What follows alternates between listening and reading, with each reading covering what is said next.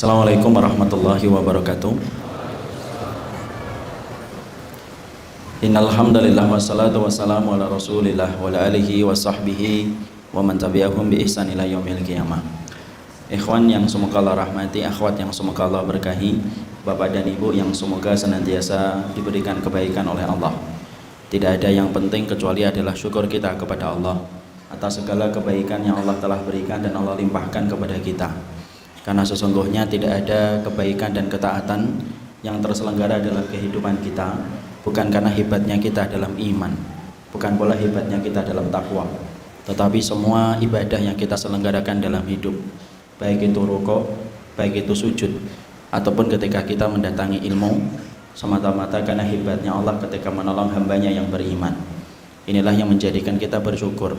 Tidak perlu menyombongkan diri dari ibadah yang kita selenggarakan, tidak perlu menempok dada dari apa yang sudah kita kerjakan, karena sesungguhnya ibadah kita semata-mata hebatnya Allah ketika menolong hamba yang Allah pilih dan hamba yang Allah cintai.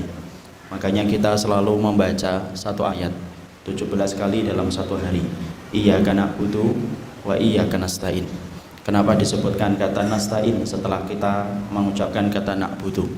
Maka sesungguhnya ahli tafsir menyampaikan, karena sesungguhnya ibadah kita tidak akan mampu kita lakukan dalam kehidupan kecuali karena pertolongan yang Allah berikan dalam kehidupan kita. Inilah yang menjadikan kita bersyukur setiap waktunya, setiap saatnya. Mungkin kita sering bertanya, kenapa setiap kajian ilmu selalu didahului sebuah nasihat untuk senantiasa bersyukur kepada Allah? Karena sesungguhnya kita harus paham, karakternya saya dan karakter antum itu sama, bahwasanya kita adalah manusia. Hasan al-Basri rahimahullahu ta'ala, beliau pernah ditanya bagaimana karakter manusia itu. Maka Hasan al-Basri itu berkata, sesungguhnya karakter manusia itu dua aslinya.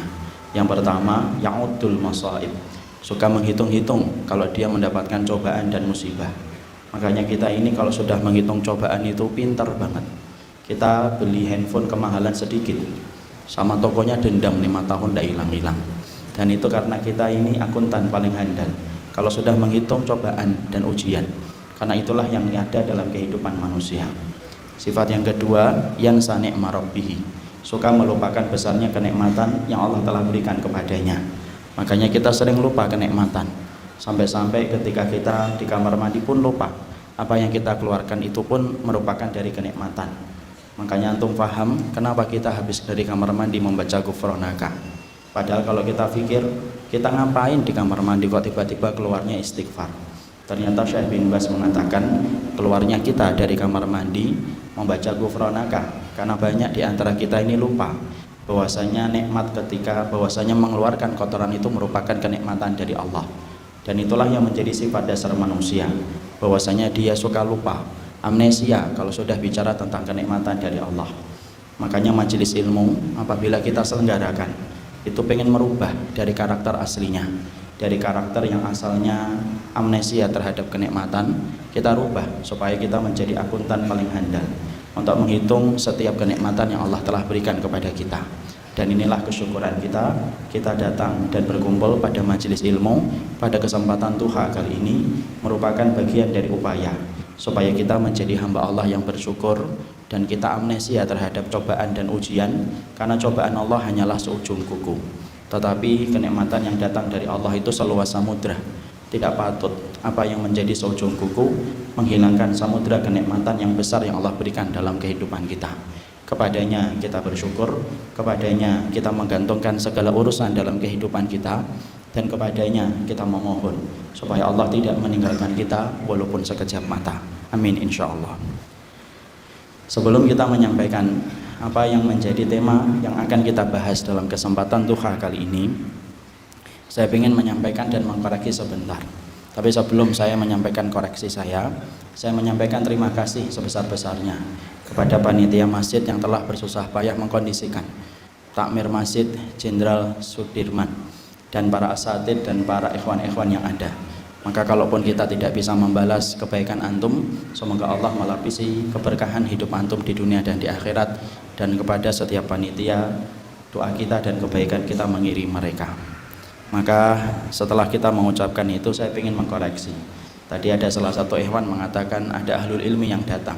Maaf, saya bukan ahlul ilmi, saya hanyalah penyampai ilmu. Banyak kekurangan yang saya miliki dan saya tidak pantas disebut ahlul ilmi. Makanya saya harus luruskan, karena sesungguhnya kriteria ahlul ilmi itu sangatlah berat. Apalagi kalau kita membaca apa yang disampaikan Ibnu Qudamah tentang definisi ahlul ilmi. Tetapi saya sangatlah jauh dari kriteria ahlul ilmi. Saya cuma menyampaikan ilmu.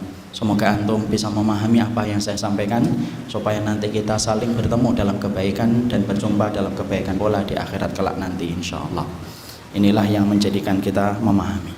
Kemudian yang kedua, sebenarnya bukan antum yang bahagia, tapi saya yang justru bahagia bertemu dengan antum semuanya. Ini merupakan hari yang pertama semenjak seumur hidup saya datang ke Purwokerto. Ternyata bukan hanya mendoannya yang pernah saya makan, tapi ternyata sekarang saya melihat orangnya, ternyata beda dari apa yang kemudian mungkin kita sering dengarkan. Masya Allah, antum masyarakat yang ramah, antum masyarakat yang baik. Semoga Allah selalu memberikan keberkahan pada masyarakat Purwokerto, memberikan kebaikan dan senantiasa melindungi kita dari segala makar jahat orang-orang yang berniat jahat untuk Islam dan kaum muslimin. Kepada Allah kita meminta perlindungan. Jangan lupa nanti mendoannya ya. Barakallahu fiik. Ikhwan-ikhwan yang semoga Allah rahmati. Kalau antum mendengar kata jalan pintas, tadi disampaikan Ustadz Khalid, Masya Allah, semoga Allah memberkahi beliau dengan ilmunya. Kita ini kalau mendengar kata jalan pintas, tentunya kita pasti senang, karena jalan pintas itu identik dengan kemudahan dan identik dengan waktu yang kita ringkas. Biasanya kalau kita mendapatkan jalan pintas, perjalanan yang panjang dan jauh akan pendek ketika kita mendapatkan jalan pintas. Kita ke Purwokerto yang biasanya standarnya 6 jam di Bekasi, dari Bekasi, tapi kalau kita mendapatkan jalan pintas mungkin bisa 3 jam, yang biasanya perjalanan 3 jam menjadi 1 jam, karena memang jalan pintas itu kalau disebut identik dengan kebahagiaan ketika kita menghemat waktu dan menghemat tenaga. Bahkan saking kita senangnya dengan jalan pintas, kita itu menyebut tikus itu biasanya tidak senang, tapi kalau kita nisbatkan tikus itu kepada jalan tikus, biasanya kita senang. Padahal biasanya kalau di rumah ada tikus itu sebelnya luar biasa, tapi kalau disebut jalan tikus kita senang, karena jalan tikus itu merupakan nama lain dari jalan pintas. Ternyata bukan hanya ke Purwokerto yang butuh jalan pintas, ternyata bukan hanya ke Semarang yang butuh jalan pintas. Ternyata perjalanan yang paling jauh yang akan ditempuh manusia itu adalah perjalanan dia menuju kepada surga. Karena pada dasarnya kita hari ini itu sama-sama menjadi musafir. Imam Ibnu Qayyim menyampaikan kepada kita, sesungguhnya manusia itu semenjak dia ditempelkan pada dinding rahim ibunya, setelah dia ditiupkan ruh pada usia 4 bulan, maka dimulailah perjalanan panjang dia menjadi musafir untuk menuju kepada kampung akhiratnya, menuju kepada 2 terminal, terminal neraka atau terminal surga. Dan ternyata itu merupakan perjalanan yang paling jauh yang ditempuh manusia dalam kehidupannya. Makanya inilah yang menjadikan kita memahami, kalaulah kemudian ke Purwokerto yang tidak sepanjang ke akhirat, kita butuh jalan pintas. Kalaulah ke Semarang yang tidak sepanjang jalan kita kepada terminal surga, ternyata kita butuh jalan pintas. Masya Allah, sesungguhnya perjalanan kita ke surga pun membutuhkan jalan pintas. Karena kalau kita tidak mendapatkan jalan pintas, kita khawatir kita gagal mendapatkan apa yang kita mau, yaitu mendarat di terminal 1, yaitu bernama surga. Antum tahu ikhwan, kita ini punya banyak kekurangan. Kekurangan yang kita miliki itu yang kita khawatirkan akan menjadi penghalang kita untuk mendapatkan jalan pintas. Memang kita penghilangnya apa Ustadz? Penghalangnya satu, kita ini umurnya pendek, ajalnya itu terbatas. Kita mendapati umur yang diberikan oleh Allah kepada kita selaku umatnya Nabi tidak sepanjang umat-umat sebelum Rasul. Kita hanya diberikan umur 40 sampai 50, 50 sampai 60, 60 sampai 70, dan sedikit sekali yang melewati angka 70 tahun. Kita bisa bayangkan dibandingkan dengan umurnya Nabi Nuh 1650 tahun, kita ini cuma 70 tahun. Itu pun kalau ada yang sampai menyentuh 70 tahun. Padahal kita hari ini banyak yang meninggal mendadak. Ada yang cegukan 3 kali meninggal dunia, ada yang main futsal meninggal dunia. Dan ternyata itulah yang kita khawatirkan. Ternyata modal yang kita kumpulkan kadang-kadang tidak bisa banyak, karena waktu yang kita miliki itu tidak terlalu panjang sebagaimana umat sebelum Rasul. Sudah lagi ditambah bahwasanya kondisi hati kita itu tidak selalu semangat. Makanya kalau antum perhatikan ikhwan, ternyata semangat itu punya musim. Bukan hanya buah yang punya musim, semangat pun punya musim. Ada musim-musim kita kemudian bersemangat, ada musim-musim kita itu redup semangatnya. Kadang-kadang kalau kita lagi semangat betul, Masya Allah, pengennya itu sholat tahajud itu dari habis isya sampai subuh kalau lagi semangat. Tetapi kadang-kadang kita mengalami masa lesu. Masa lesu itulah yang disebut dengan masa futur. Masa futur itu adalah masa lesu ketika kita beribadah. Mending sholat malam dari isya sampai subuh. Kadang-kadang cuma sholat 2 rakaat saja, habis maghrib aja terasa berat. Kenapa? Karena ternyata ketaatan itu punya musim. Ada musim yang bernama futur, yang menimpa kita sampai menyebabkan kita malas melakukan ibadah. Ditambah lagi bahwasanya kita ini memiliki penyakit yang Allah berikan dan Allah sapa kepada setiap orang, itu menjadikan kita meninggalkan ibadah. Yang biasanya kita mampu puasa, kalau kita lagi sakit kita tinggalkan puasanya sejenak. Yang biasanya sholat malam kita tinggalkan sejenak sholat malamnya, karena kondisi kita tidak fit dan tidak prima. Dan itulah yang menjadikan kita khawatir kalau kita mengandalkan ibadah biasa pada zona nyaman ibadah kita, maka kita khawatir bahwasanya kita tidak bisa mendapatkan surga, karena umurku pendek, umur antum juga pendek, ajal saya terbatas, ajal antum juga terbatas, futur kita sering, futur antum juga sering, penyakit kita juga sering datang. Maka inilah yang menjadikan akhirnya kita paham, berarti saya dan antum membutuhkan jalan pintas, karena jalan pintas itu sifatnya adalah amal yang sifatnya memberatkan mizan kebaikan kita, dan kita berharap supaya dengan amalan itu akan memudahkan kita untuk mendapatkan surga dan ridhonya Allah dalam kehidupan kelak di kampung akhirat kita. Makanya saking pentingnya masalah ini bagi kehidupan orang yang beriman. Iblis itu tidak suka.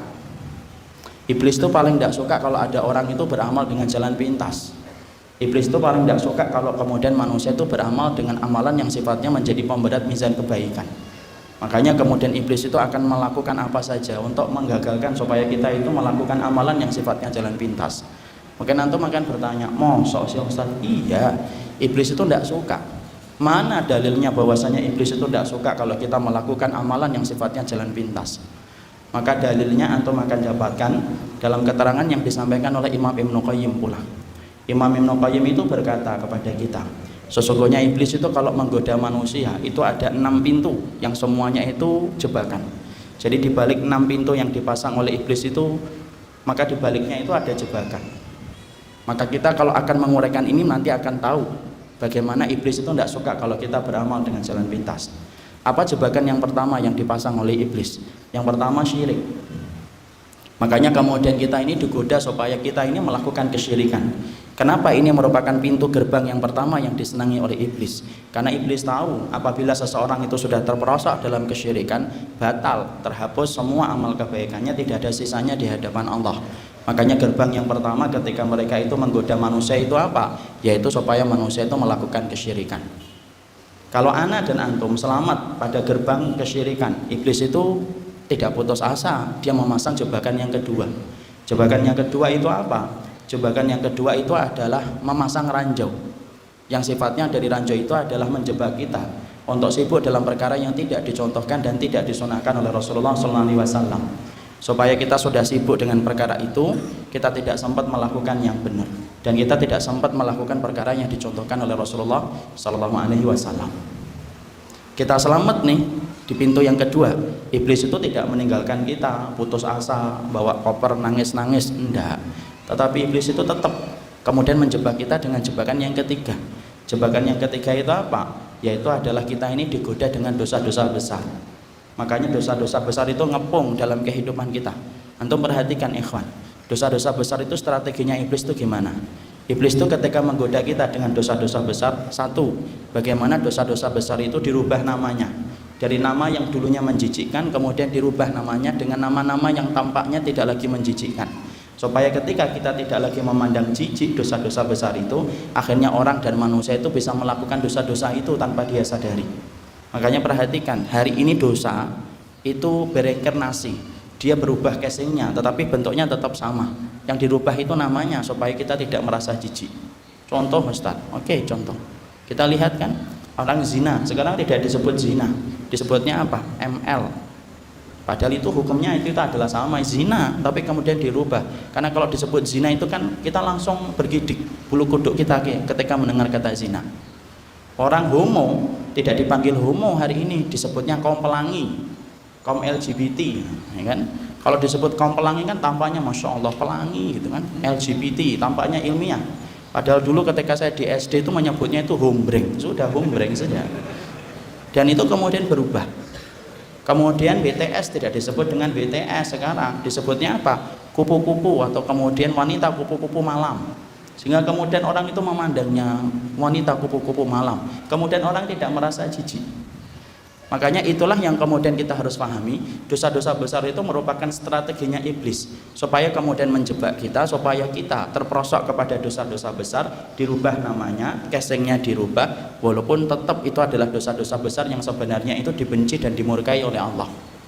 Strateginya yang kedua iblis itu apa? Yaitu adalah bagaimana kita dibatasin referensi kita tentang dosa-dosa besar. Hari ini Pak, umat itu kalau ditanya apa itu dosa-dosa besar, referensi yang mereka sebutkan tentang dosa-dosa besar itu paling-paling terbatas. Kalau nggak mencuri, membunuh. Kalau nggak membunuh, berzina. Kalau nggak berzina, ya paling-paling kemudian minum khamr. Tak. Kalau orang Jawa menyebutnya molimo, udah itu saja. Padahal dosa-dosa besar itu hanya 5 itu? Enggak. Kalau kita membaca Al-Quran dan membaca hadis, Imam Adz-Dzahabi itu menyampaikan setiap dosa apabila disertai dengan kata laknat maka itu dosa besar. Dan ternyata dosa-dosa besar itu sifatnya ada berapa jumlahnya? Jumlahnya itu lebih daripada 70. Ada 70 dosa-dosa besar. Padahal biasanya kalau kita ditanya sebutkan dosa-dosa besar 15 saja, kadang-kadang kita juga tidak bisa menyebutkan. Kenapa referensi kita tentang dosa-dosa besar sekarang menjadi sempit? Yang menyempitkan referensi kita tentang dosa-dosa besar itu iblis. Makanya akhirnya ketika kita sempit referensinya tentang dosa-dosa besar, akhirnya kemudian bisa jadi orang itu melakukan dosa besar tetapi dia tidak sadar kalau itu dosa-dosa besar.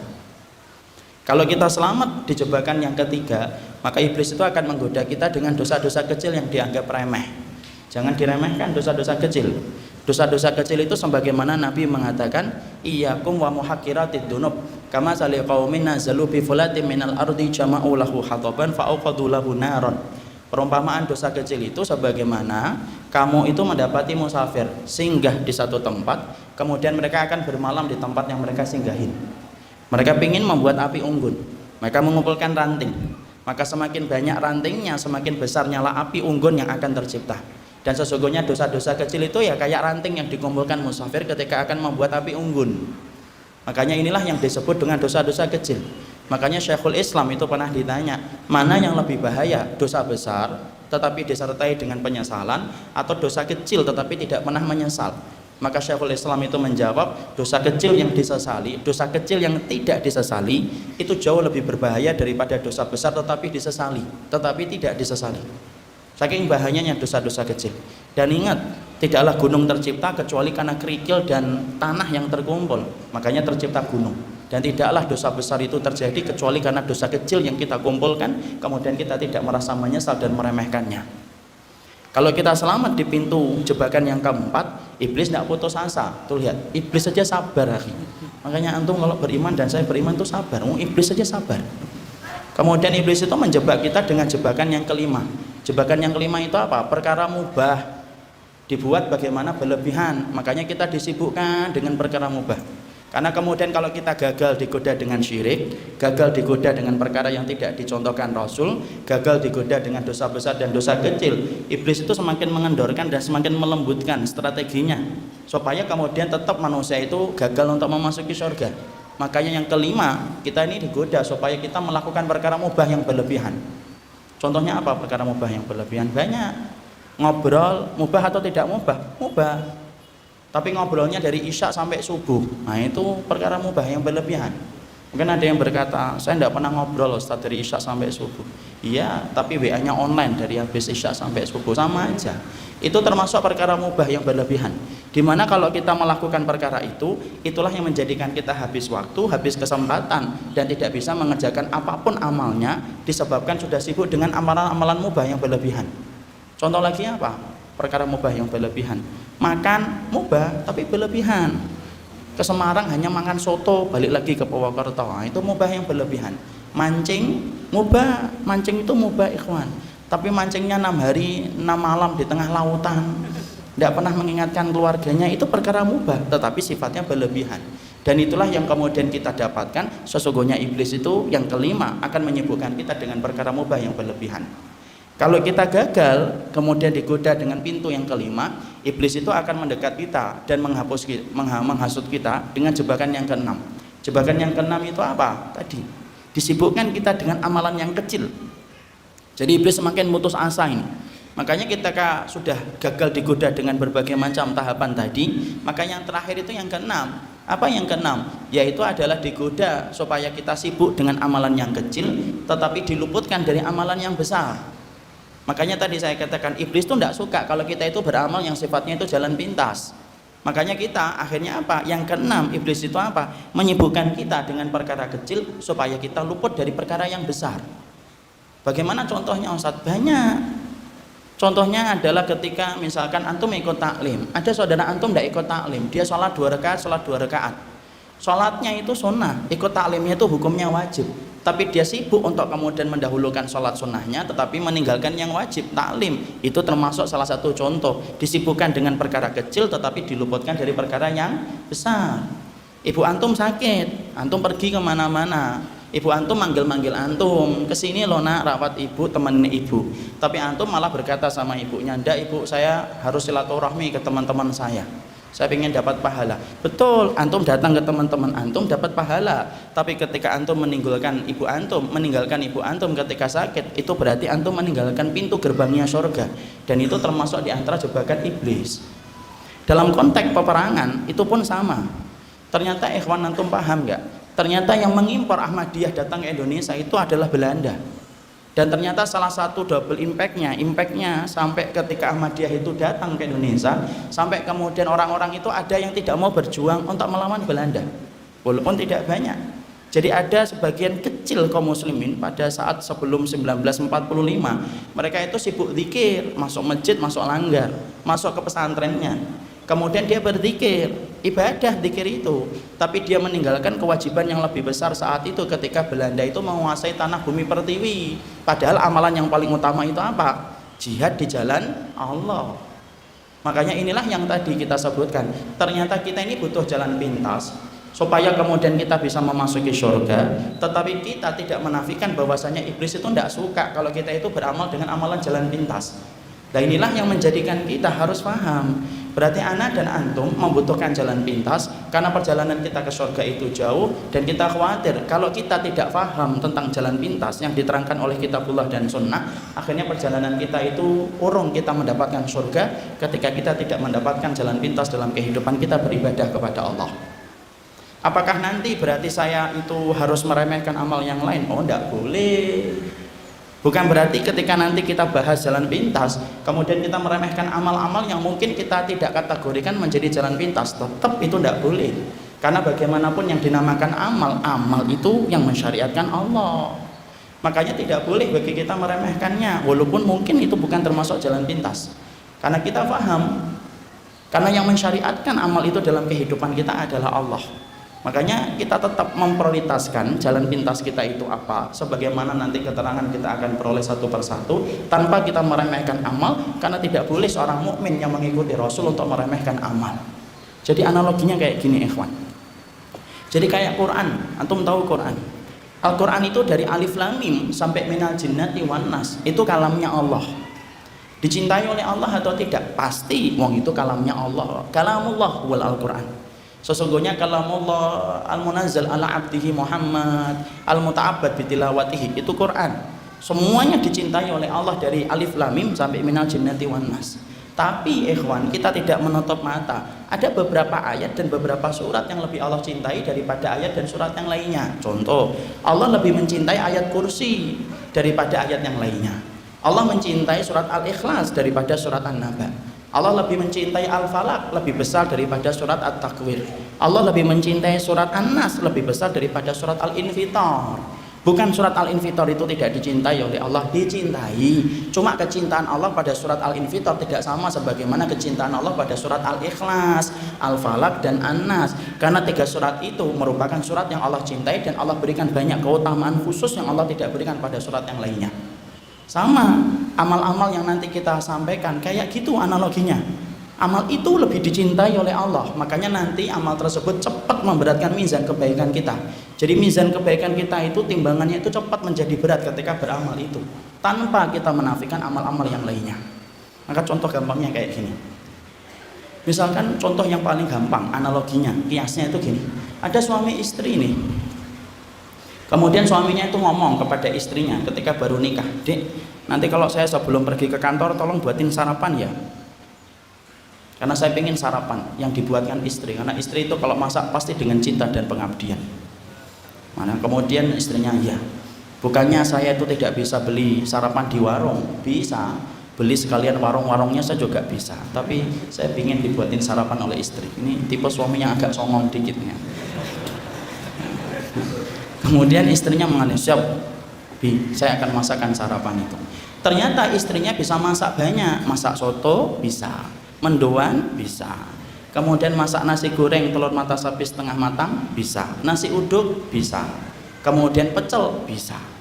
Ternyata dari semua menu-menu itu, ternyata yang paling disenangi sama suaminya itu pecel ditambah dengan mendoan. Itu seneng banget ya, dia seneng banget itu. Ini contoh, bukan curhat ya, contoh. Saya ini kalau mau cerita ngambil contoh tuh khawatir ini ustadznya curcol, enggak curcol, contoh ya. Maka ternyata istrinya hari-hari kemudian pertama dia buatin sarapan, tapi sarapannya nasi uduk. Ketika suaminya pulang dari masjid, nasi uduk dibuka meja makan, nasi uduk. Senang atau tidak senang? Senang, cuma bukan favoritnya. Makan, habis, nambah, enggak. Kenapa? Bukan makanan favoritnya. Kalaupun terima kasihnya itu standar. Sembari dia jalan ke kantor, dia berkata, "Jazakillah khair ya Mi, sudah dibuatin uduk." Hari berikutnya ternyata dia buatin soto seneng, tapi maaf bukan favoritnya. Ketika makan, nambah, enggak. Ketika terima kasih, standar. "Thanks ya Ma, sudah dibuatin soto." Bisa. Dari bahasa Arab pindah ke bahasa Inggris ya, sekali-kali. Walaupun taunya thanks doang. Maka kemudian standar. Tapi beda, pada hari keberapanya tiba-tiba istrinya itu membuatin pecel ditambah dengan mendoan. Pulang dari masjid, baru buka pintu, sudah tercium pecel yang bercampur dengan bau mendoan. Matanya itu sudah berbinar-binar. Ketika ditelusuri baunya, dibuka meja makan, pecel plus mendoan, masih hangat lagi, Masya Allah. Maka kemudian dia makannya nambah. Pakai garpu? Enggak, pakai tangan. Saking senengnya, mungkin kakinya naik ke meja. Contoh. Mungkin saking senengnya itu nambah sampai 2 piring, 3 piring dia nambah. Ketika terima kasih pun beda. "Jazakillah khair banget ya Mi." Ada bangetnya. Kenapa? Pecel. Paham ya contoh itu ya? Jadi artinya bahwasanya suaminya itu apa enggak seneng soto toh Ustaz? Seneng. Cuma bukan paling yang dia senengi. Sesungguhnya suaminya itu seneng dengan kemudian uduk, bener seneng. Cuma bukan makanan favoritnya. Tapi kalau bicara pecel ditambah dengan mendoan, jadi pengen mendoan saya. Maka tuh di sini pecel enggak ada, mendoan enggak ada, teh juga enggak ada. Enggak, ini bukan curhat. Maka ternyata kemudian ketika makannya pecel ditambah mendoan, ternyata kemudian betul-betul dia seneng, berbinar. Sama kayak gitu, amalan itu semuanya disenangi sama Allah. Betul, semua amal itu disenangi oleh Allah karena Allah yang memerintahkan amal itu. Tapi maaf loh, ada amal-amal tertentu yang lebih Allah cintai daripada amal yang lainnya. Kewajiban ana dan kewajiban antum sama. Bagaimana kita mengetahui amal yang sangat dicintai oleh Allah supaya kita mampu beramal, supaya cepat memberatkan mizan kebaikan kita ketika ditimbang oleh Allah. Dan itulah yang menjadikan kita membahas. Kenapa kita membahas jalan pintas? Karena sesungguhnya saya dan antum musafir. Perjalanan kita sama, perjalanan yang panjang dan jauh menuju kepada surga. Dan kalau kita bermodal dengan amalan biasa, malah kita khawatir bahwasanya kita gagal untuk mendapatkan surga disebabkan kita tidak ngerti jalan pintas kita ke surga itu apa saja. Para ulama lalu kemudian menyebutkan kepada kita amal-amal yang sifatnya jalan pintas itu apa saja. Kita akan terangkan sesuai dengan waktu yang tersedia. Maka para ulama, saya ambilkan pembahasan ini di dalam referensi kitab Ahbabullah yang disusun oleh Abdul Badawi Al-Khalafi hafizahullah ta'ala, salah satu ulama yang kemudian menjadi muridnya Syekh bin Baz rahimahullah ta'ala. Maka kemudian di dalam poin yang pertama, apa itu kemudian amalan yang ternyata sifatnya itu menjadi jalan pintas? Yaitu yang pertama, amalan yang ternyata menjadi jalan pintas itu adalah amalan memberikan manfaat kepada saudara antum, orang yang beriman, dan kemudian membantu agama Allah. Ini satu poin. Yang pertama yaitu adalah membantu saudara antum dalam kebutuhan dunianya dan membantu agama Allah. Sebelum kita menjelaskan panjang lebar tentang poin yang pertama, kita harus paham kenapa kemudian amalan ini dalilnya itu dari mana? Karena omongan tanpa dalil itu kan merupakan dongeng yang tidak perlu kita dengarkan. Maka dalilnya dari mana? Bahwasanya amalan yang memberikan manfaat kepada saudara kita dan memberikan manfaat kepada agama Allah merupakan satu amalan yang besar kedudukannya di sisi Allah. Yaitu adalah dalam satu hadis yang disampaikan dalam riwayat Tabrani di dalam kitabnya Mu'jamul Kabir, dan disebutkan pula di dalam riwayatnya Imam Ahmad dalam satu riwayat. Rasulullah SAW itu kemudian mengatakan wali an amsyah, dalam satu hadis wali an asira ma'a akhin li fi hajatin ahabba ilayya min a'takifa fi masjidi hada syahran. Rasulullah SAW kemudian mengatakan kepada kita dalam salah satu penggalan hadis yang diriwayatkan dari jalurnya Imam Tabrani dalam Mu'jamul Kabir, disebutkan bahwasanya Rasulullah itu bersabda, kamu membantu saudaramu selama 1 hari atas kebutuhan dunia yang dia perlukan, sesungguhnya amalan itu lebih aku cintai daripada amalmu ketika kamu iktikaf di masjidku ini, kata Rasulullah, yaitu di Masjid Nabawi selama 1 bulan.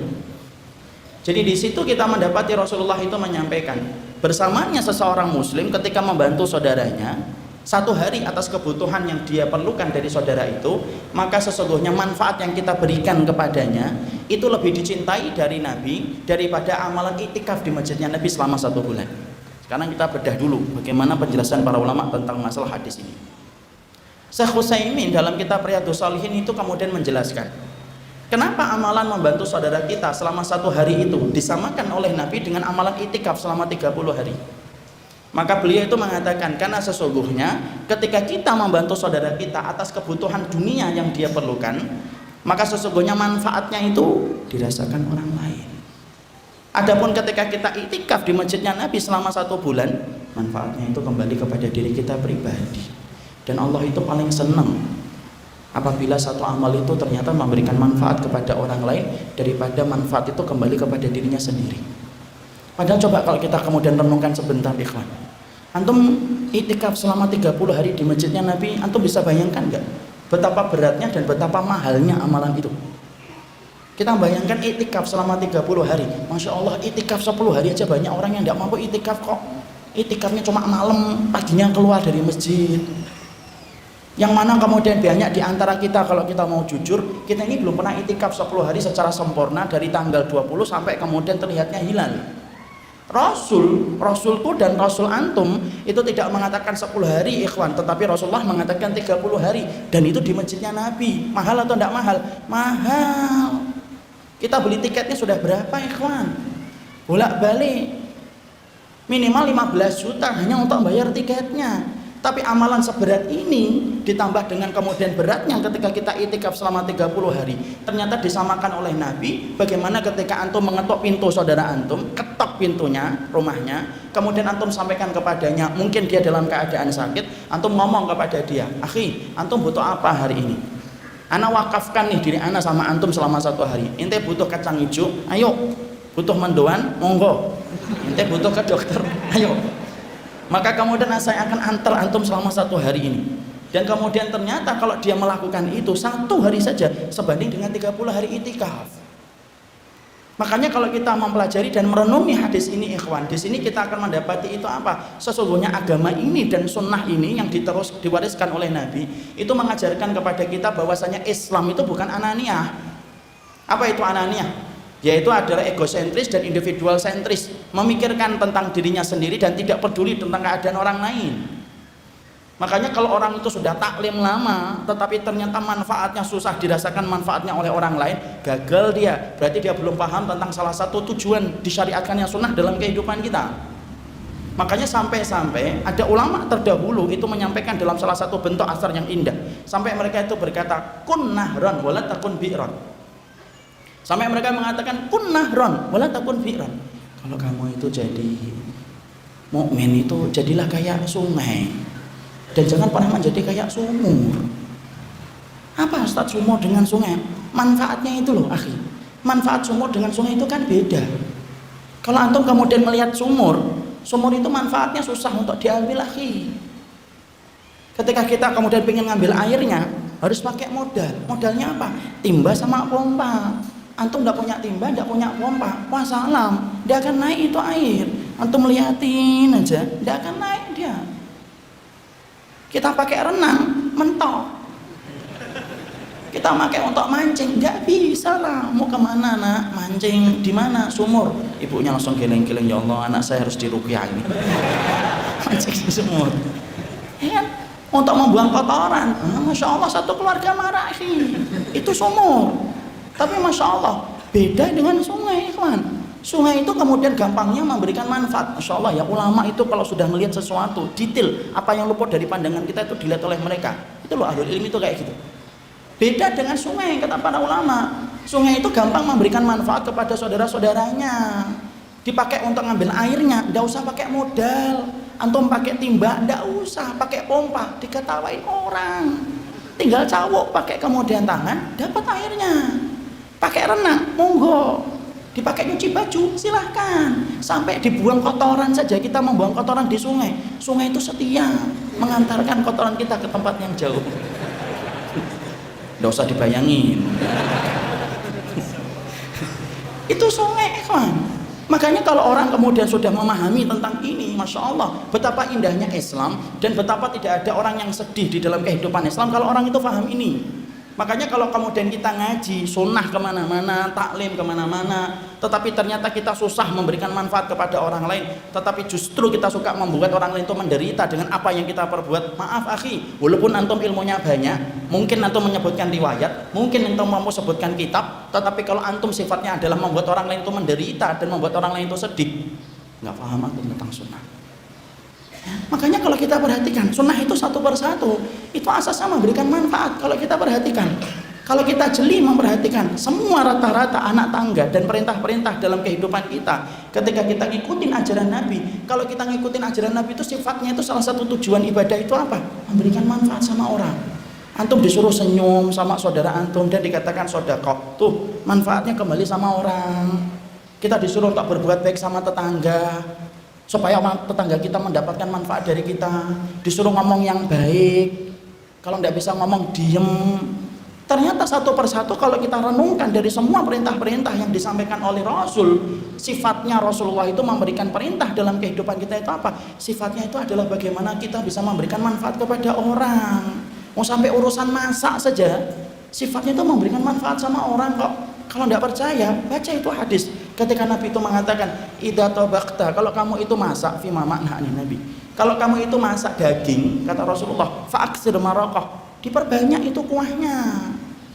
Kenapa? Untuk diperbanyak kuahnya, supaya antum bisa berbagi dengan tetangga antum yang mendapatkan bau dan tidak tersakiti hanya dengan baunya doang, tapi antum juga memberikan kepadanya. Makanya antum kalau masak daging, diperbanyak kuah. Kuahnya nanti bagi kepada tetangganya. Tapi jangan kuahnya doang.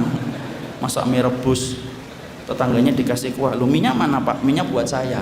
Perintahnya sunnah hanya kuah pak, enggak gitu. Jadi ternyata semua itulah yang menjadikan akhirnya kita memahami, memberikan manfaat kepada orang itu merupakan perkara yang besar dalam kehidupan agama. Makanya kalau kemudian maaf ikhwan, kalau kita memasuki surga hanya mengandalkan sholat kita tok, ya Allah, kalau kita hanya sholat saja, jujur, berapa kali kemudian kita sholat, kemudian pikiran kita terbang kemana-mana dan tidak khusyuk. Nah terus modal kita untuk masuk surga itu yang mana? Mau sholat kita sering tidak khusyuk kok.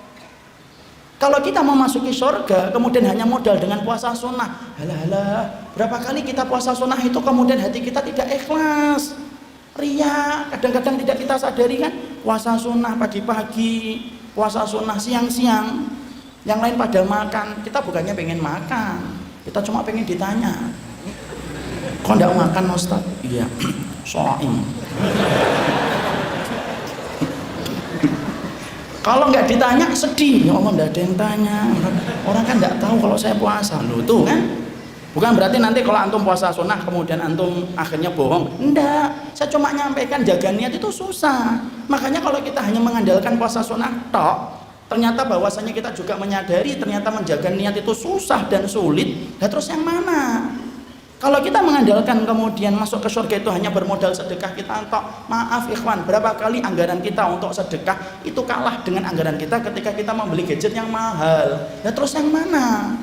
Makanya manfaat yang kita harus bagi itu merupakan perkara yang besar, karena itu merupakan perkara yang dicintai oleh Allah. Makanya saya teringat kejadian ketika Hasan Al-Basri. Hasan Al-Basri ini seorang tabi'in ikhwan yang hidupnya setelah masa para sahabat. Murid-muridnya banyak, ada Sabit Al-Bunani, ada A'mash, itu di antara murid-muridnya. Hasan Al-Basri itu satu waktu kemudian beliau berencana, kita akan membantu salah satu keluarga fulan yang ada di sana. Dikumpulkan murid-muridnya, karena kehidupan ulama terdahulu itu ilmu, praktek, ilmu, praktek, ilmu, praktek. Kita akan membantu sana. Diperhatikan murid-muridnya Hasan Al-Basri. Kemudian Hasan Al-Basri tidak menjumpai Sabit Al-Bunani rahimahullahu ta'ala. Loh, Sabit mana? Salah satu muridnya itu kemudian mengatakan, A'mash mengatakan, ya takif ya Hasan. Sabit sedang iktikaf. Hasan Al-Basri kemudian berkata, ya A'mash, sampaikan itu kepada Sabit Al-Bunani. Apa yang kita lakukan hari ini lebih mulia daripada ribuan hari ketika dia iktikaf, dan itu lebih baik daripada ibadah yang dia lakukan secara sendirian saja. A'mash kemudian langsung dia menuju kepada masjid tempatnya Sabit. Padahal Sabit saat itu sudah mempersiapkan mau iktikaf. Kemudian A'mash mengatakan, ya Sabit, guru kita Hasan Al-Basri menyampaikan apa yang akan kita lakukan hari ini ketika kita membantu saudara kita jauh lebih baik daripada kamu ketika iktikaf, karena apa yang kita akan lakukan memberikan manfaat sama orang, dan apa yang kamu lakukan hanya bermanfaat untuk dirimu sendiri. Langsung Sabit seakan-akan mendapatkan ilmu yang baru yang tidak pernah dia ketahui sebelumnya. Dia gulung itu kemudian semua peralatan dan persiapannya, dia langsung menghampiri Hasan Al-Basri dan ikut bersama Hasan Al-Basri untuk memberikan manfaat kepada orang. Bukan berarti itikaf tidak penting, penting lah. Kita kemudian disunahkan untuk itikaf kalau kita mampu. Tetapi yang menjadi garis besar perhatian kita adalah bagaimana ketika kita menjalankan agama. Ikhwan, jangan hanya memperhatikan apa yang manfaatnya kembali kepada diri kita, tapi sekali-kali kita memikirkan apa manfaat yang kita berikan kepada saudara kita. Orang-orang yang sudah taklim, alhamdulillah, biasanya itu sudah terbentuk dengan kata-kata begini, saya belum zikir pagi, saya belum duha. Bagus, Masya Allah, itu sesuatu yang sifatnya bagus dan itu sesuatu yang sifatnya luar biasa. Tapi jangan hanya itu, tapi juga kita memikirkan apa manfaat yang sudah kita berikan kepada orang lain, karena sesungguhnya manfaat itu yang kemudian sebanding dengan 30 hari itikaf. Jadi afwan ikhwan, kalau boleh saya kemudian praktek langsung. Ini ada saudara-saudara anak ini, teman-teman anak, sahabat-sahabat anak itu sekarang di Bangladesh.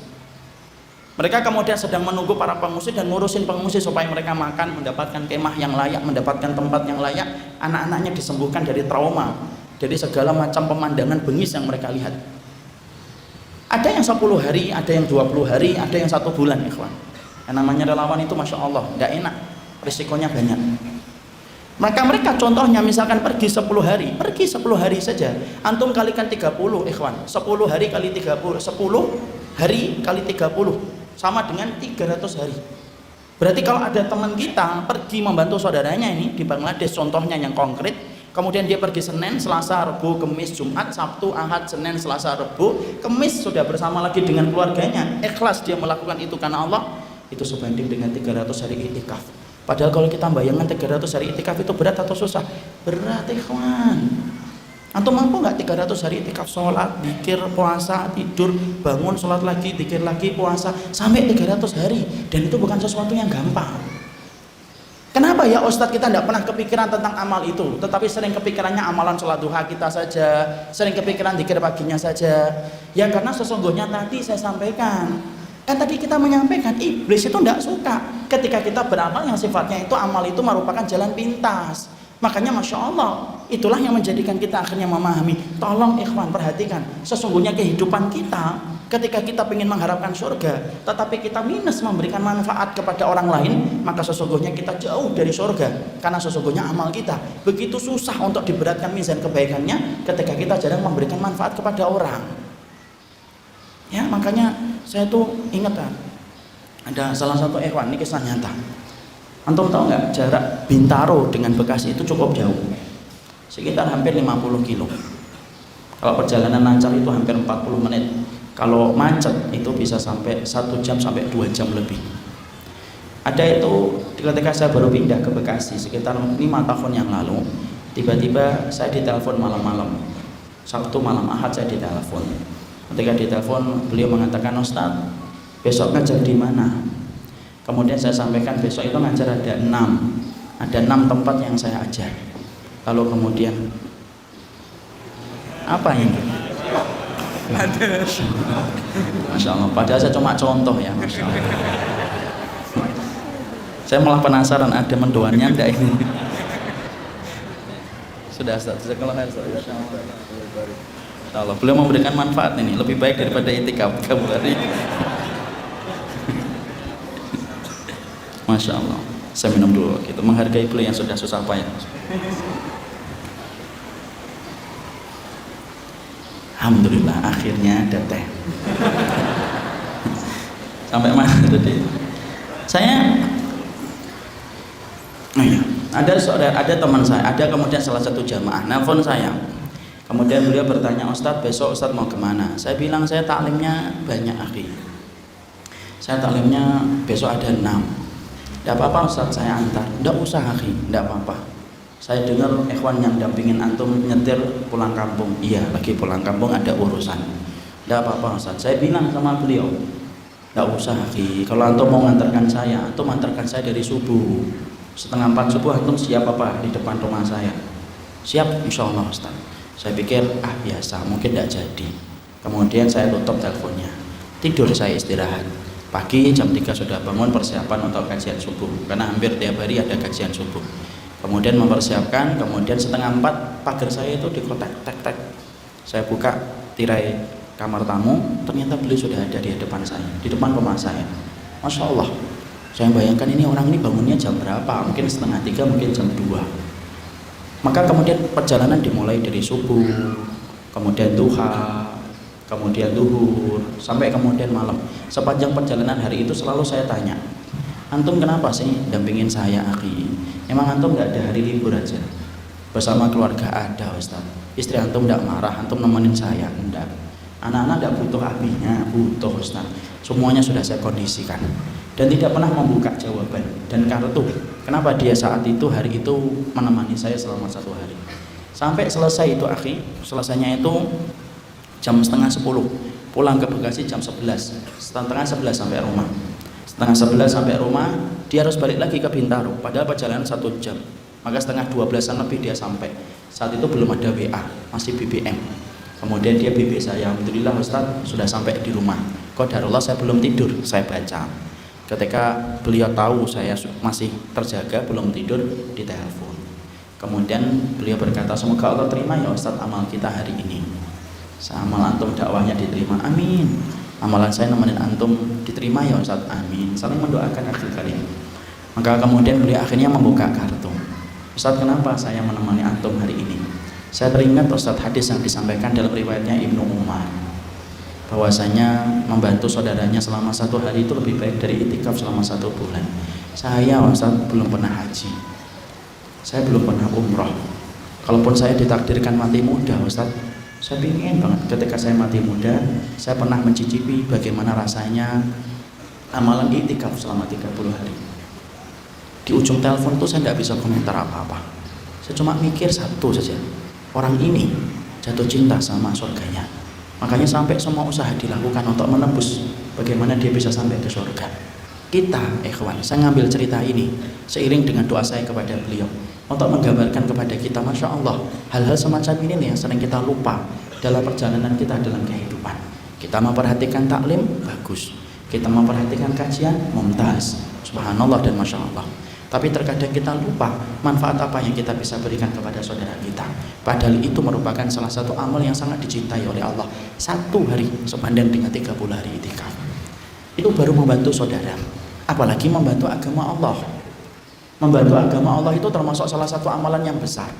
Syekh Utsaimin di dalam Riyadhus Shalihin berkata, termasuk di antara amalan yang besar pahalanya di sisi Allah itu membantu agama Allah. Kenapa dakwah itu menjadi bagian terbesar? Orang yang amalnya itu besar pahalanya di sisi Allah, karena membantu agama Allah. Makanya kemudian kita pun sama. Kita pun dituntut untuk membantu agama Allah sesuai dengan kemampuan kita. Kalau memang antum tidak mampu untuk kemudian berdakwah, antum masih bisa membuka pintu-pintu yang lainnya. Karena kalau satu pintu tertutup, bukan pintu-pintu yang lainnya tertutup. Masih bisa kita lakukan apapun yang kita kerjakan supaya kita bisa ikut serta di dalam masalah ini, supaya mendapatkan pahala yang besar. Contoh ikhwan, antum tahu nggak hari ini, Masya Allah ya, dakwah ini sangat luar biasa, dibutuhkan oleh umat. Tetapi kita hari ini ikhwan, banyak umat itu yang hanya memetik manis tetapi tidak pernah menikmati prosesnya ketika membentuk dai. Rata-rata kantong-kantong umat di mana-mana itu menikmati hasilnya doang. Ada ustadz yang bagus, undang, panggil. Ada yang ustadz bagus, panggil. Tapi kemudian kita lupa bagaimana menikmati prosesnya untuk membentuk dai. Padahal dengan kita mengikuti prosesnya, mengikuti dai, maka pahalanya itu besar. Dan itu Masya Allah berat di dalam mizan kebaikan kita, ikhwan. Contoh nih, antum saya pengen fahamkan antum ya. Hari ini adik-adik kita yang sekolah di Timur Tengah, entah itu di Madinah, entah di Mekah, entah di Mesir, entah di Yaman, itu tidak sampai 7.000 loh akhirnya. Nanti mereka pulang, kemudian ngampus 180 juta penduduk dengan berbagai macam latar belakangnya. Yang 7.000 ini belum tentu rukun semua, ada yang sukanya itu bertengkar, ya kan? 7.000 ini, antum bisa bayangkan betapa beratnya perjalanan dakwah di masa mendatang. Yang kita khawatirkan anak-anak kita. Kalau sampai anak-anak kita tidak mendapatkan dai, amilina fisabilillah, yang mengajarkan kepada mereka tentang manhajnya Nabi dan sahabat, kita khawatir. Lah anak kita nanti belajar ilmu yang benar itu di mana? Makanya Masya Allah termasuk di antara pintu besar yang hari ini pahalanya besar itu apa? Ayo nikmati prosesnya untuk membentuk dai dan mencetak dai. Terus caranya gimana Ustaz? Nyekolahkanlah. Antum bersama teman-teman antum 6 orang, 10 orang, nyari anak-anak yang kemudian kurang mampu tapi pinter, sekolahkan itu ke luar negeri. Ada ini beberapa keluarga di Bekasi, ikhwan, jamaah anak itu nyekolahkan. Ada salah satu adik kelas anak disekolahkan itu S1, S2 di luar negeri. Saya ketika mendengar itu, Masya Allah, gibtah saya. Tahu antum gibtah?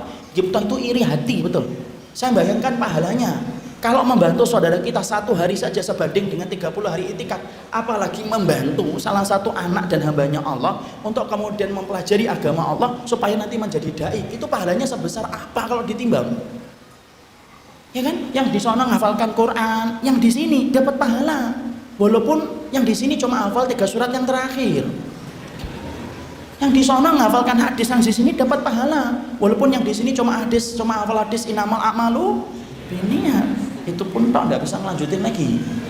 Belum lagi ikhwan, adik kelas anak ini sekarang pulang, kemudian dia sudah kemudian ngajar, kemudian di pondok ada sekitar 1.500 santri yang kemudian dia ajar. Antum bisa bayangkan pahala orang yang menyekolahkan dia, beliau ini, itu sebesar apa pahalanya?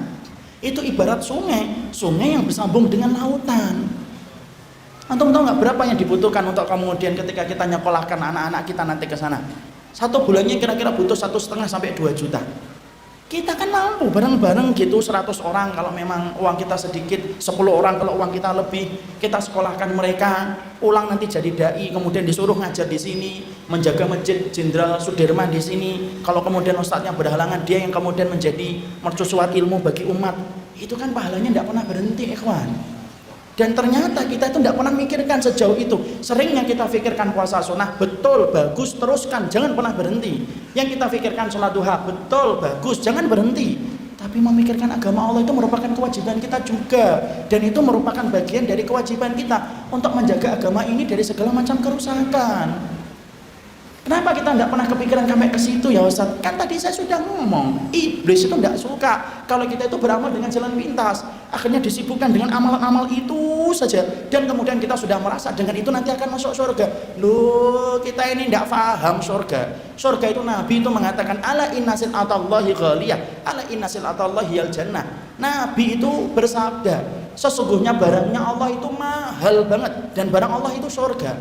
Dan kita khawatir kalau kita hanya bermodal pada zona nyaman kita dalam ibadah, jangan-jangan kita itu tidak dapat pahala di sisi Allah. Ketika mizan kita tidak terlalu berat. Kalau antum misalkan dakwah kayak gitu berat, mungkin kemudian antum jadi panitia kajian, walaupun hanya ngerapiin sandal, itu kalau diniatkan karena Allah, luar biasa ikhwan, pahalanya begitu besar di sisi Allah. Ya, membantu misalkan dakwah tidak bisa, membantu pondok pesantren yang menjadi tempat-tempat kader, antum sedekah, contohnya sedekah air. Saya ingatkan loh ikhwan, sedekah air itu termasuk salah satu amalan yang besar di sisi Allah. Makanya ada sebuah riwayat dari Sa'ad bin Ubadah. Sa'ad bin Ubadah itu, beliau itu kemudian bertanya sama Nabi, ya Rasulullah, inna ummi matat fakanat tuhib an tunfik fisabilillah. Ya Rasulullah, ibuku telah meninggal dunia, tapi ibuku dulu senang banget ketika beliau itu berinfak. Boleh enggak saya meneruskan infaknya ya Rasulullah? Nabi mengatakan tasaddaq wa tasaddaq anha, sedekah kamu atas nama ibumu, sedekah sampai insyaallah. Jadi kalau antum ibunya meninggal, bapak meninggal, sedekah atas nama ibu bapak kita sampai. Berdasarkan hadis ini. Kemudian Sa'ad bin Ubadah itu bertanya, ayu sedekahun afdal ya Rasulullah? Apa sedekah yang paling utama ya Rasulullah yang saya berikan kepada orang tua saya? Rasulullah bersabda, ijril ma', alirkan air. Antum misalkan kemudian tidak bisa membiayai orang untuk kemudian sekolah di luar negeri sampai menjadi dai, ada yang lebih ringan, bantu air ke pondok-pondok pesantren, safari sekali-kali antum datang ke pondok pesantren ikhwan, sama keluarga, ajak keluarga kita untuk mengenal bagaimana kehidupan pesantren, karena pesantren itu mendekatkan miniatur kehidupan dengan kehidupannya Rasul. Kita lihat di situ kurang apa Ustadz, kurang air, cari pondok-pondok yang baru. Oke Ustadz, saya kuburkan airnya 60 juta, 70 juta, tapi Masya Allah terus ngalir. Antum bisa bayangkan nggak kalau ada orang kemudian dia ngeborkan air sampai air itu kemudian keluar dan dipakai santri, dipakai wudhu 5 kali, misalkan santrinya 500 wudhunya santri, dipakai mandinya 500 mandinya santri, sore mandi lagi 500 mandinya santri, tengah malam mandi junub, dapat pahala lagi. Coba itu kan pahalanya Masya Allah, itu tidak terbatas itu. Dan terkadang sering lupa dalam kehidupan kita. Kenapa? Karena kita lupa bahwasanya kita itu hanya mengandalkan zona nyaman dalam ibadah. Disitulah kita akhirnya ngerti, berarti yang kita perbaiki ketika kita menjadi orang yang menginginkan kehidupan surga. Yang kedua adalah bagaimana kehidupan surga ini itu kemudian menuntun kita supaya kemudian kita beramal yang sifat amal itu memberikan manfaat kepada orang. Jadilah orang yang sensitif, peka dengan keadaan. Antum melihat ada orang sepuh susah nyari sandal, ambilkan sandalnya.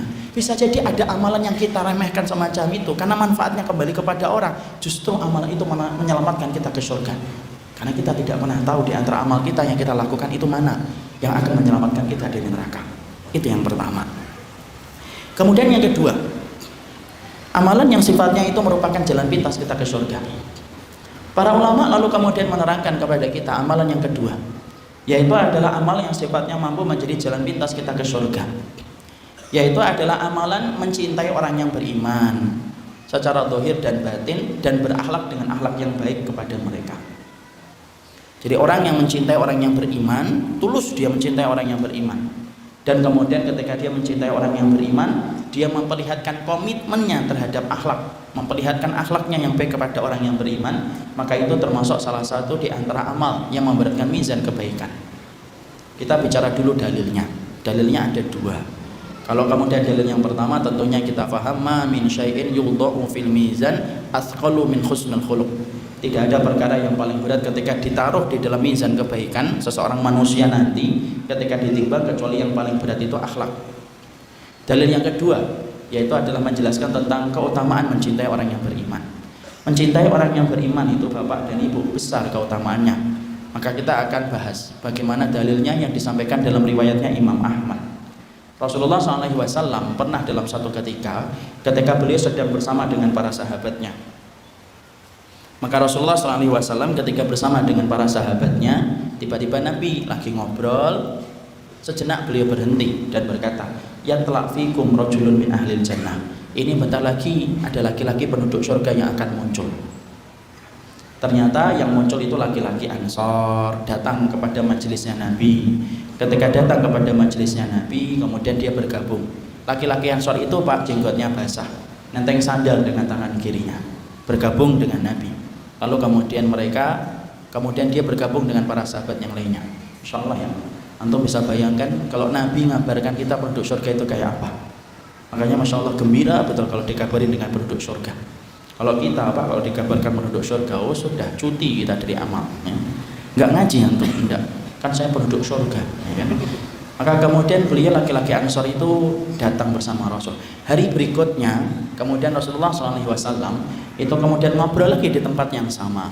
Ketika lagi bicara menyampaikan sesuatu kepada para sahabat, sejenak Nabi itu berhenti dan berkata, ya telak fikum rajulun min ahlil jannah. Ini bentar lagi nih ada laki-laki penduduk surga yang akan muncul. Yang muncul laki-laki Ansor kemarin, jenggotnya basah, nenteng sandal dengan tangan kirinya. Kemudian para sahabat sudah mulai banyak bertanya, Masya Allah, ini laki-laki ini apa ya amalnya? Kok sampai Nabi mengabarkan dia itu penduduk surga?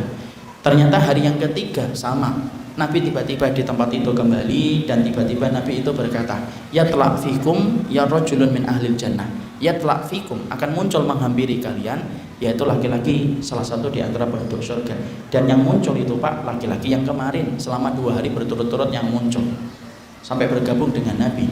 3 kali Nabi mengabarkan bahwasanya dia penduduk surga. Sampai-sampai kemudian para sahabat itu yatasaalun fi adhanihim. Disebutkan dalam satu riwayat yatasaalun. Mereka itu bertanya-tanya di dalam hati mereka, fi adhanihim, yaitu di dalam benak mereka. Orang ini apa sih amalnya kok sampai Nabi mengabarkan dia itu penduduk surga hingga 3 kali. Maka ada salah satu sahabat yang paling ingin tahu. Nama sahabat itu adalah Abdullah bin Amr bin As radhiyallahu anhu. Abdullah bin Amr bin As radhiyallahu anhu itu putranya Amr bin As. Kemudian dia betul-betul ingin tahu amal orang ini apa. Akhirnya kemudian dia menghampiri orang tersebut, menghampiri laki-laki Ansor itu dan berkata, wahai laki-laki Ansor, wahai ya Ansor, boleh nggak saya tidur di rumahmu barang 3 hari saja? Karena sesungguhnya saya lagi ada masalah dengan bapakku dan aku ingin untuk istirahat sejenak dari masalah yang aku hadapi ketika aku di rumahmu. Laki-laki Ansor itu berkata, silahkan kamu tidur di rumahku. Kemudian padahal Abdullah bin Amr sedang tidak ada masalah dengan bapaknya, tetapi dia datang ke situ semata-mata ingin mencuri dalam tanda kutip amal orang ini apa. Dimulailah perjalanan itu 3 hari itu. Dimulai hari pertama habis Isya Masjid Nabawi, pulang mereka berdua ke rumah. Abdullah bin Amr sempat merasa ini pasti orang ini sholat tahajudnya luar biasa, penduduk surga. 3 kali lagi Nabi mengabarkan. Ternyata setelah habis sholat Isya mereka pulang, ngobrol sebentar di rumah. Setelah ngobrol sebentar di rumah, lalu kemudian ternyata laki-laki Ansor itu tidur. Abdullah bin Amr kaget, loh kok tidur? Penduduk surga nggak sholat tahajud. Kemudian dia merasa, oh mungkin nanti tengah malam sholat tahajudnya. Kemudian Abdullah bin Amr pura-pura tidur, tapi sebenarnya tidak tidur. Masya Allah ya, semangatnya sahabat kalau nyari ilmu kayak gitu. Kalau kita ini di majelis ilmu tidur ya. Kalau beliau ini sengaja tidak tidur untuk mendapatkan ilmu. Beliau lihat, beliau perhatikan gitu. Dan ternyata sahabat Ansor itu hanya gelisah saja di waktu tengah malam, gelisah sebentar, kemudian dia duduk berzikir, kemudian dia terbaring kembali tidur sampai subuh, tidak tahajud. Masya Allah, seorang penduduk surga tidak tahajud. Ini kabar gembira bagi antum yang jarang tahajud. Alhamdulillah, inilah dalil yang saya cari. Kalau ada yang kayak gitu saya Masya Allah istighfar Pak ya Allah ya. Nanti kalau kemudian tengah malam dibangunkan istrinya, ayo Bi bangun, lo ndak ikut kajian tadi duha. Nggak gitu. Maka kemudian ternyata sampai pagi nggak tahajud. Oh kemudian Abdullah bin Amr merasa, oh pasti amalnya habis subuh ini, dari nanti duha ke asar ke maghrib ke isya terus itu. Ternyata amalannya biasa. Malam kemudian ditunggu lagi, oh ini pasti akan mengganti sholat tahajud yang kemarin. Ternyata malam yang kedua kembali dia tidak tahajud sampai berturut-turut 3 hari tidak pernah tahajud. Antum bisa bayangkan, tidak pernah tahajud selama 3 hari berturut-turut. Maka Abdullah bin Amr bin As itu sempat bertanya-tanya, loh kok bisa ada orang yang dikabarkan Nabi sebagai penduduk surga hingga 3 kali, tapi ternyata dia tidak tahajud. Karena kemudian tidak tahu jawabannya, Abdullah bin Amr bin As kemudian merasa ya sudahlah, berarti kemudian mungkin dia menyembunyikan amal ibadah yang dia kerjakan dan dia lakukan. Datang dia ngomong dan akhirnya buka kartu, sebenarnya saya itu tidak ada masalah dengan bapakku, Tapi saya itu kesini sebenarnya pengen tahu apa sih amalmu yang kamu lakukan, karena Nabi mengabarkan bahwasanya kamu itu penduduk surga hingga 3 kali. Tapi ternyata ketika aku datang ke sini selama 3 hari, aku tidak menjumpai sesuatu yang istimewa dari perbuatan yang kamu lakukan. Kemudian laki-laki Ansor itu berkata, loh, kalau kamu melihat amalku ya begitu, tidak ada yang istimewa dan tidak ada yang aku tutup-tutupin. Abdullah bin Amr bin As merasa gagal mendapatkan jawaban. Kemudian Abdullah bin Amr bin As pamit dia, lalu kemudian dia pengen bola, gagal mendapatkan ilmu dari apa yang dia niatkan. Dalam perjalanan baru beberapa langkah dia berjalan, tiba-tiba laki-laki Ansor itu manggil kembali, sini, kecuali satu kamu harus tahu. Apa? Hatiku tidak pernah hasad kepada orang yang beriman. Aku mencintai mereka, memaafkan kesalahan mereka. Langsung Abdullah bin Amr bin As kemudian gembira dan berkata, ini loh amalmu yang menjadikan kamu itu dimasukkan oleh Allah ke dalam surga. Suf, ikhwan. Inilah yang saya sampaikan. Di antara amalan yang jarang mendapatkan perhatian dari hati kita, itu perhatian ketika kita mencintai orang yang beriman. Padahal ketika kita mencintai orang yang beriman dengan berbagai macam kekurangan dan kesalahan mereka, sesungguhnya mencintai orang yang beriman itu terdapat amalan yang besar. Sampai kita mendapati bagaimana sahabat Ansor adalah orang yang tidak menghidupkan malamnya, tetapi Allah menutupi kekurangan dia ketika dia kurang pada ibadah malamnya. Allah tutupi karena Allah melihat bagaimana hatinya yang bersih ketika memandang orang yang beriman. Hari ini ikhwan, maaf ya, majelis ilmu itu sudah ada di mana-mana dengan izin Allah.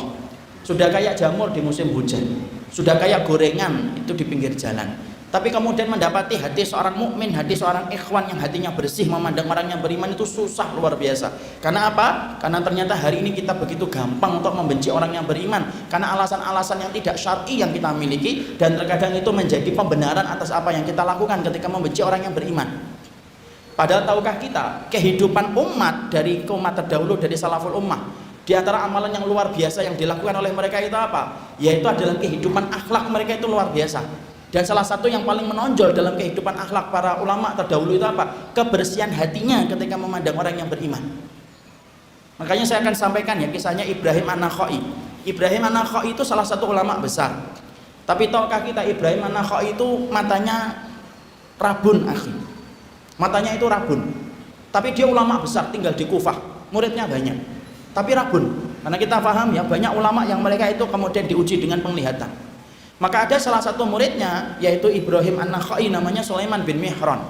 Sulaiman bin Mihran itu tidak tega membiarkan gurunya kalau pergi ke masjid Jami' Kufah dalam keadaan kesulitan gara-gara kondisi yang matanya yang rabun. Tetapi Sulaiman bin Mihran itu apa? Sulaiman bin Mihran itu matanya juling. Maka kemudian Sulaiman bin Mihran itu kemudian menawarkan kepada Ibrahim An-Nakhai, wahai guruku, syekhku, nanti kalau kamu ingin pergi ke masjid, biarlah saya yang akan ngantar kamu ke masjid supaya kamu tidak kesulitan sampai ke masjid Jami. Ibrahim An-Nakhai itu nolak, tidak usah, karena tahu Sulaiman itu juling. Tapi ternyata Sulaiman itu betul-betul kemudian bersikeras untuk kemudian menuntun Ibrahim An-Nakhai pergi ke masjid. Akhirnya disetujui. Antum tahu, setiap mereka nuntun, mereka kemudian Sulaiman itu nuntun Ibrahim An-Nakhai. Itu baru kemudian mau masjid. Kalau sudah mau sama masjid, apa yang dikatakan Ibrahim An-Nakhai? Ibrahim An-Nakhai itu berkata, sudahkah kita dekat dengan masjid? Kemudian Sulaiman bin Mihran mengatakan, sudah wahai guruku.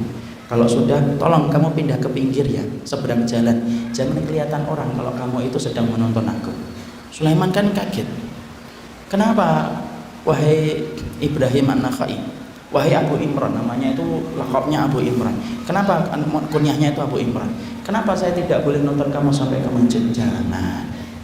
Kalau kamu nanti sampai nonton aku ke masjid, orang-orang nanti ngomongnya apa? Orang juling nonton orang yang rabun, dan aku tidak mau orang itu ngomongin kita.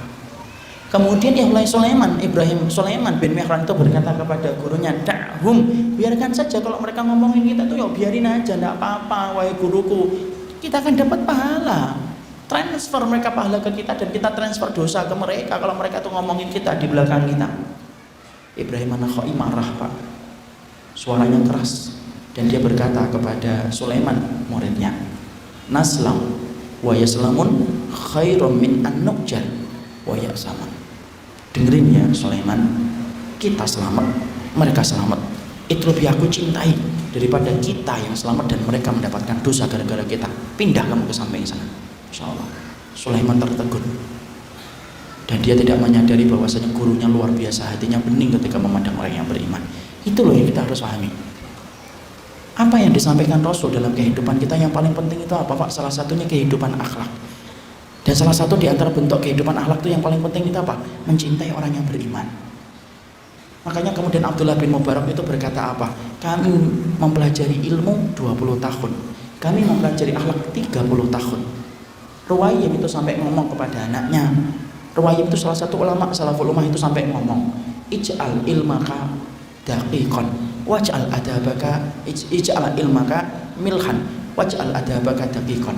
Sampai kemudian Ruwayyim itu ngomong sama anaknya, "Nak, nanti kalau kamu sudah berilmu, kalau kamu sudah bisa beramal, jadikanlah ilmu dan amalmu bagaikan garam. Dan jadikanlah tepung adonannya itu sebagaimana kamu itu beradab dan berakhlak." Kita paham Pak, kalau ada petugas martabak, ada tukang martabak membuat adonan, biasanya kemudian adonan itu tepungnya itu yang banyak, garamnya itu hanya ditaburi di atasnya saja. Ruwayyim ngomong, ilmumu jadikan kayak garam, akhlakmu jadikan kayak tepung. Dan tepung itu porsinya jauh lebih banyak persentasenya daripada garam, karena garam itu hanya ditaburi saja. Disitulah kita paham, kehidupan akhlak itu merupakan kehidupan yang penting. Dan salah satu di antara kehidupan akhlak kita Pak, mencintai orang yang beriman. Makanya kalau ana dan antum ikut taklim, ikut ilmu, itu apakah kemudian menjadi halal begitu? Kemudian kita membenci orang? Kalaupun kemudian kita mendapati ada sesuatu yang sifatnya di situ ada perbedaan, ya wajar selama perbedaan itu berdasarkan kepada dalil yang benar. Kecuali tidak memiliki dalil, maka kita pun mengingatkan dengan cara yang baik. Kenapa? Karena mencintai orang yang beriman itu pahalanya besar. Ana ketika menjadi ustadz, lalu halal gitu bagi ana untuk menodai kehormatan orang lain? Tidak halal, akhi. Karena sesungguhnya kehormatan seorang mukmin itu kita diwajibkan untuk menjaganya. Makanya tentunya antum sering saya sampaikan kan berkali-kali, kita makan riba itu yang paling ringan dosanya adalah sebagaimana berzina dengan ibu kita. Tapi ketika dosa riba itu ada 73 pintu. Yang paling berat dari dosa riba itu apa? Menodai kehormatan orang yang beriman. Jadi maaf loh, kalau ada perempuan itu di pinggir jalan, dia nawarkan dirinya untuk dijamah sama laki-laki hidung belang 60 kali dia berzina, itu lebih ringan dosanya daripada ketika kita menodai kehormatan fulan, ketika kita terjang kehormatannya, padahal kehormatan orang mukmin itu harganya mahal. Sedih saya kalau lihat hari ini taklim itu kemudian hanya menjadi ajang bagi kita untuk menodai kehormatan orang yang beriman, seakan-akan kita lupa bahwasanya menodai kehormatan orang yang beriman itu dosanya lebih besar daripada zina. Kita takut sama riba tapi tidak takut untuk menodai kehormatan orang yang beriman. Maaf, berarti kita ini kemudian dibisiki setan sampai tidak ngerti bagaimana prioritas kita ketika meninggalkan dosa. Ngajinya ana dan antum, maka kemudian menjadikan kita saling mencintai. Kalaupun ada saudara kita yang melakukan kesalahan, bukankah kalau kita mencintai mereka, cara mengingatkannya pun harus dengan cara yang baik? Karena kita tidak bisa menyalahkan ikhwan. Jangan mencela kegelapan kalau kita tidak membawa lentera. Jangan suka kemudian kita menodai kehormatan ketika kita tidak pernah menegakkan kewajiban kita kepadanya. Karena ini yang kemudian hilang dalam kehidupan hari ini ketika kita berilmu. Ikhwan, antum tahu nggak? Orang itu kalau sudah saling mencintai, saling mengingatkannya pun baik. Antum lihat aja suami istri kalau saling mencintai. Suami istri itu ikhwan kalau sudah saling mencintai, Masya Allah, kata-katanya itu lembut betul. Suami istri kalau saling mencintai itu. Coba kalau suami istri itu baru saling mencintai itu. Kadang-kadang suaminya ngomong, "Dek," istrinya langsung, "Ya mas," tuh langsung paham, baru dek doang. Kenapa? Hati mereka lagi dekat. Kadang-kadang istrinya ngomong, "Mas," oh iya ya, lupa martabaknya, padahal baru mas doang. Kadang-kadang lakinya, "Dek," "Ya mas," insya Allah, tuh kan? Kenapa? Karena hatinya lagi saling cinta. Kalau orang yang beriman, kalau kemudian kita saling mencintai sebagaimana perintahnya Allah dan Rasulnya untuk mencintai orang yang beriman, Masya Allah ikhwan, kalaupun kita ngingetin ada saudara kita yang salah, cara mengingatnya pun lembut. Sebagaimana suami istri itu kalau lagi cinta, cara mengingatkannya pun lembut dan nyampe ke hati. Tapi coba Anda perhatikan kalau suami istri lagi marah-marahan.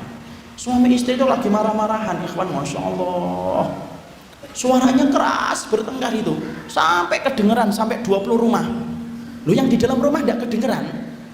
Ngomong apa mas? Ulangi lagi yang keras, jangan. Kenapa? Karena hati mereka lagi jauh.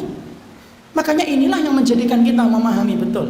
Kita diwajibkan dalam kehidupan ini, di dalam kehidupan yang kita mengikuti sunnahnya Nabi, salah satu perkara yang kita lupakan tetapi menjadi jalan pintas kita ke surga, bersihkan hati kita kepada orang yang beriman. Bukan berarti ketika kita mencintai orang yang beriman kita membiarkan kesalahan, enggak, tapi cara mengingatkannya pun dengan cara yang baik.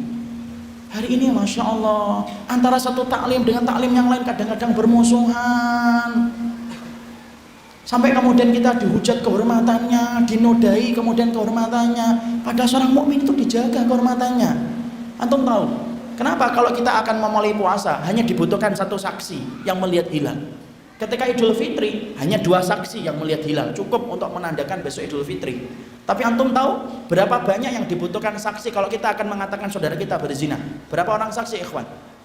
4. Lebih banyak daripada saksi yang dibutuhkan untuk mengatakan besok puasa, lebih banyak daripada saksi yang dibutuhkan untuk mengatakan besok Idul Fitri. Padahal kalau antum perhatikan, 4 saksi itu susah nggak dihadirkan kalau ngeliat orang zina? Susah.